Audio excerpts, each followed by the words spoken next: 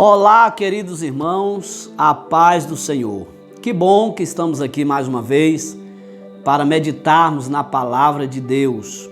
Hoje eu quero meditar com vocês em um texto que está no Evangelho de Jesus, que escreveu Lucas, no capítulo de número 23.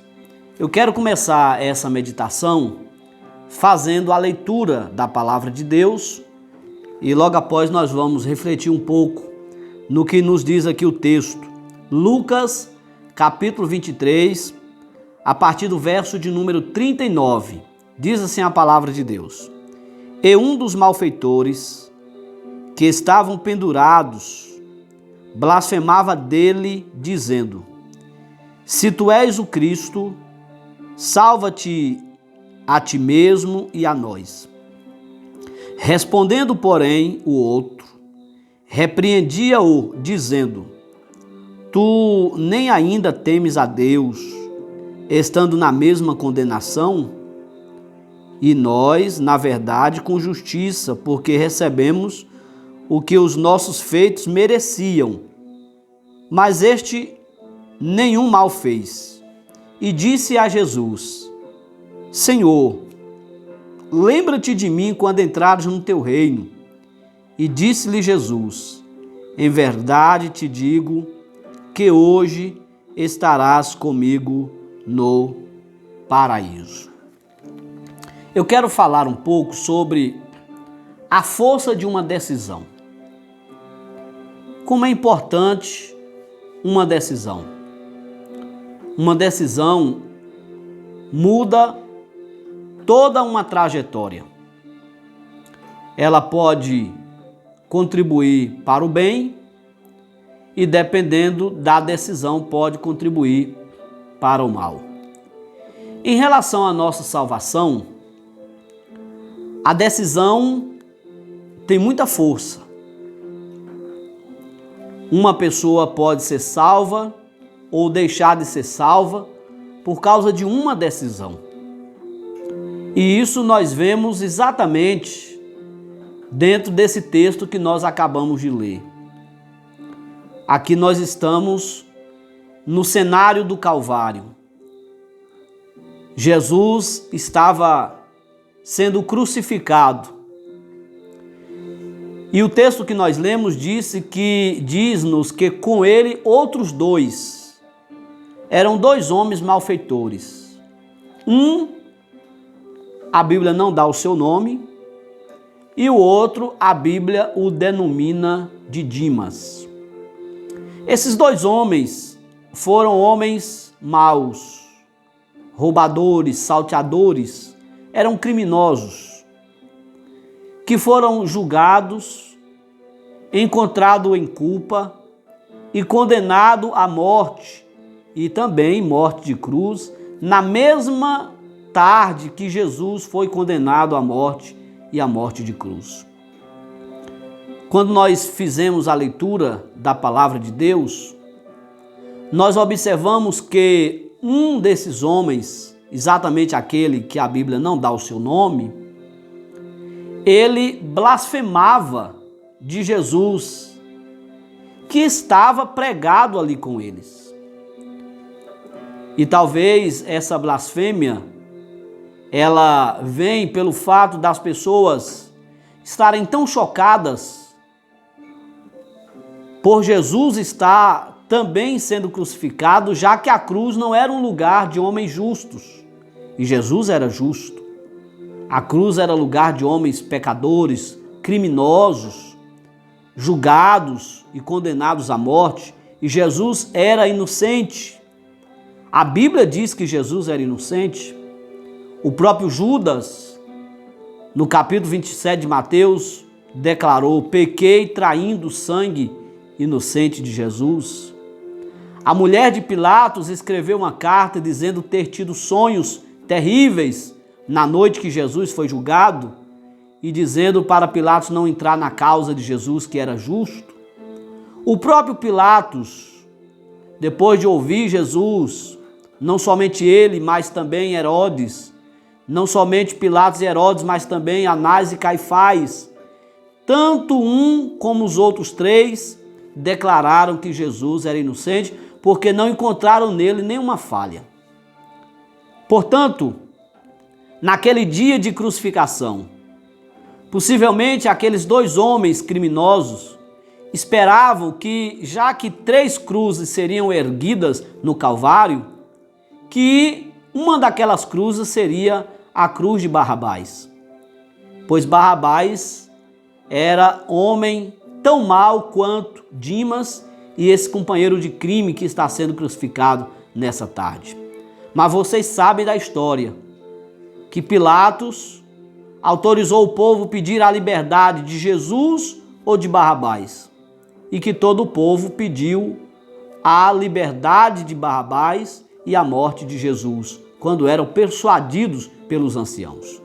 Então Jesus estava ali na cruz para cumprir a vontade e o plano, o propósito de Deus para a nossa salvação. Porque está escrito em Hebreus capítulo 9 e versículo 22, que sem derramamento de sangue não há remissão. Era necessário a morte do Cordeiro de Deus para que nós fôssemos remidos e purificados de todo o nosso pecado. Então este homem, ele não compreendendo e não reconhecendo Jesus como Salvador, começou, mesmo em um ato angustiante de morte, de crucificação, ele começou a blasfemar. É o que diz no versículo de número 39. E dizia para Jesus: se tu és o Cristo, parece até o diabo quando falou com Jesus lá em Mateus 4, na tentação do deserto, se tu és, né? Se tu és o Cristo, desce da cruz, salva-te a ti mesmo e a nós. Se tu és o Cristo, salva a ti mesmo e a nós. E observe que Jesus permaneceu calado. Ele não respondeu este homem que ele dirigiu a palavra com blasfêmia. Mas o outro criminoso, Dimas, a essa altura ele já estava convencido de que Jesus, apesar de estar em um lugar de malfeitor, não era malfeitor. Que apesar de Jesus estar em um lugar de criminosos, julgados e condenados à morte, que Jesus não era criminoso, que Jesus não era como Barrabás. Alguma coisa Dimas foi percebendo e vendo durante o processo da crucificação. Mesmo com a agonia que era o ato de crucificação, ele percebeu que Jesus era diferente. E ele repreende o seu companheiro de crime, dizendo: homem, tu nem ainda temes a Deus, estando na mesma condenação? Ele diz: nós, na verdade, com justiça, recebemos os que os nossos feitos mereciam, reconhecimento. Olha bem as palavras de Dimas. Agora, se referindo a Jesus, ele diz: mas este nenhum mal fez, reconhecendo também a inocência de Jesus. E agora ele vai dirigir a palavra para Cristo, dizendo: Senhor, lembra-te de mim quando entrares no teu reino. Reconheceu em Jesus o principado. Entrares no teu reino, lembra-te de mim. Ele também colocou à disposição de Jesus o seu estado eterno. Ele sabia que morreria aquela tarde na cruz. E ele está dizendo: Senhor, lembra-te de mim quando entrares no teu reino. Vamos analisar um pouco a atitude desses 3 homens para nós compreendermos a força de uma decisão. Primeiro, vamos falar deste que blasfemava. Pobre homem pecador, estava ao lado do Salvador. Teve uma vida inteira de crimes, de pecados, mas na hora da morte ele esteve ao lado daquele que perdoa. Ele estava ao lado daquele que pode aniquilar a iniquidade, aniquilar o pecado e salvar a alma. Mas ele, infelizmente, não conseguiu reconhecer Jesus como Salvador. Ao invés de se render a Cristo e entregar a sua vida a Cristo, ele blasfemava de Cristo, dizendo: desce da cruz, salva a ti mesmo, salve a nós também. E por que Cristo não respondeu nenhuma palavra para este homem? Obviamente, está mais do que certo por causa da sua motivação. Ele estava blasfemando e, caso acontecesse ele descer da cruz, nunca se renderia a Cristo. Ele estava querendo descer da cruz para voltar a uma vida de crime. Se bem que, na verdade, ele sabia que não desceria da cruz. Ele está sendo motivado por uma crítica, por uma blasfêmia, sendo usado pelo inimigo e sem conseguir reconhecer Jesus como o caminho, a verdade e a vida. Agora, vamos analisar um pouco sobre Dimas. Dimas também estava na cruz por causa dos seus pecados e seus crimes. Ele levou uma vida inteira de pecados e uma vida inteira de crimes, e por isso que ele estava ali aquela tarde sendo crucificado. Só que Dimas, ele reconheceu Jesus como o Salvador. Ele reconheceu Jesus como um rei, o rei eterno. Ele entendeu que Jesus poderia lhe perdoar de pecados, e ele entendeu que Jesus poderia mudar o seu estado eterno. Ele sabia, que não sairia vivo da cruz naquela tarde, que ele certamente morreria na cruz naquela tarde, como de fato morreu, mas ele entendeu que Jesus tinha toda a condição de garantir o seu estado eterno em paz. E ele vai então se render a Jesus. Primeiro, Dimas reconhece que ele é um pecador. Ele disse: nós estamos aqui porque merecemos estar aqui. Os nossos feitos nos trouxeram para cá. Ele está dizendo: nós levamos uma vida de crimes, de pecados, e por isso que nós estamos aqui. Isso é reconhecimento de pecado. Porque todo pecador que almeja ser perdoado, ele precisa reconhecer os seus pecados. E Dimas está testemunhando claramente que ele reconheceu os seus pecados. E ele também reconhece em Jesus o seu principado. Que coisa interessante. Porque cruz não era lugar de príncipe. Cruz era lugar de criminoso. Mas Dimas reconheceu em Jesus um príncipe. Quando ele usa a palavra Senhor para dizer: Senhor, lembra-te de mim quando entrares no teu reino. De acordo com os estudiosos, Senhor, de Senhor aqui no latim é pessoa nobre, príncipe. Ele está dizendo: este homem que está aqui na cruz conosco, em um lugar de criminoso e de pecador, ele não é criminoso, ele não é pecador, ele é Senhor, ele é pessoa nobre, ele é príncipe. E ele está dizendo: príncipe, pessoa nobre, Senhor, lembra-te de mim quando entrares no teu reino.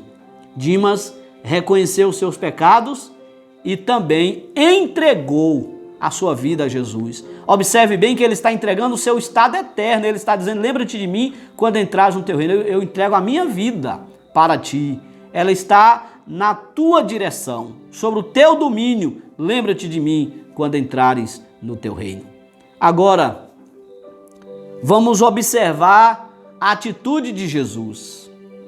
Porque Jesus, quando ouviu as palavras de Dimas, ao contrário do primeiro homem que lhe dirigiu a palavra, Jesus se pronuncia. Jesus se pronunciou pouquíssimas vezes, 8, 9 vezes no máximo, na cruz do Calvário. E uma das vezes foi quando Dimas quebrou o silêncio, entregando a sua vida a Jesus, reconhecendo a salvação em Jesus.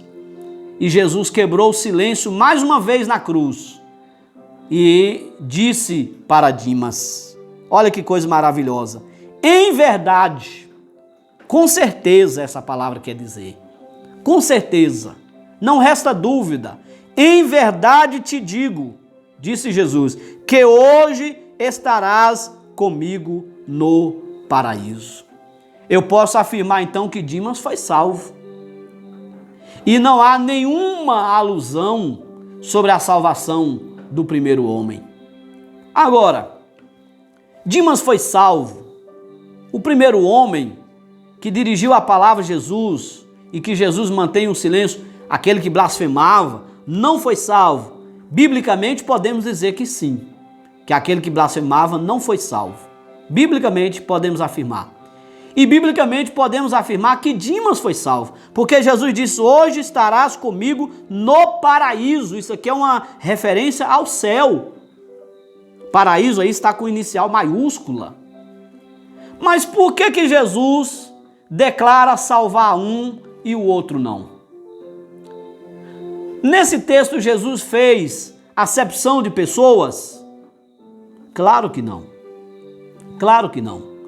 A diferença aqui está na escolha. A diferença aqui está na decisão do homem e não de Deus. O caminho está aí para todos. A porta está aberta para todos. Vou chamar essa porta de graça. A graça é para todos. Infelizmente, nem todos conseguem compreender a verdade do Evangelho e infelizmente, nem todos conseguem entrar por essa porta, trilhar por este caminho e acabam por perder a sua salvação.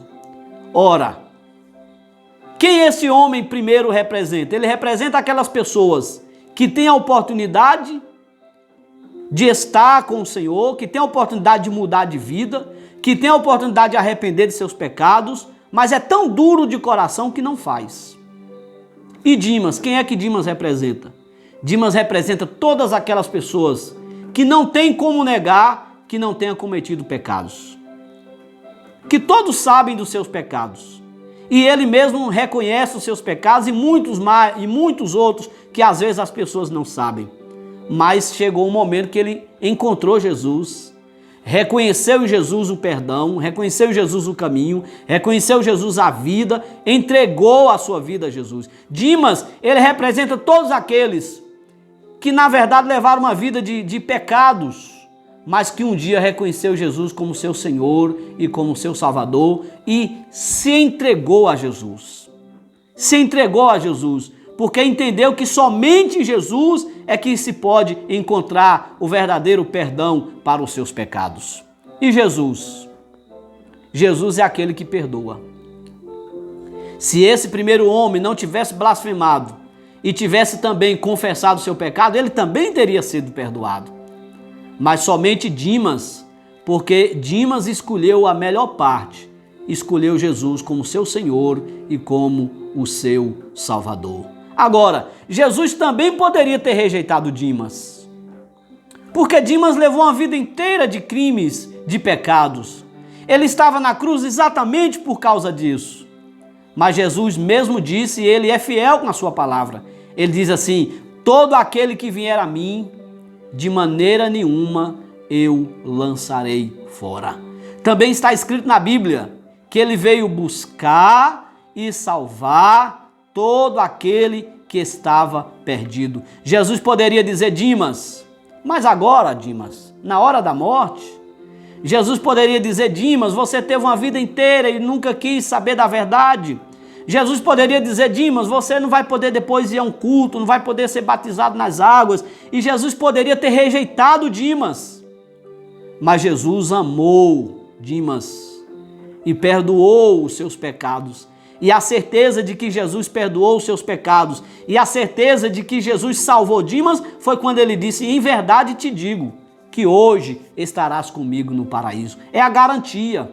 Agora, olha que mensagem maravilhosa que Jesus deixou.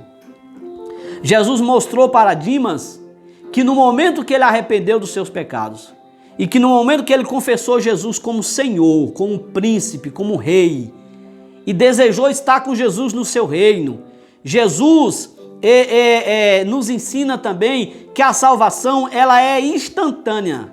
No momento que eu confesso, ele já aniquila todo o pecado.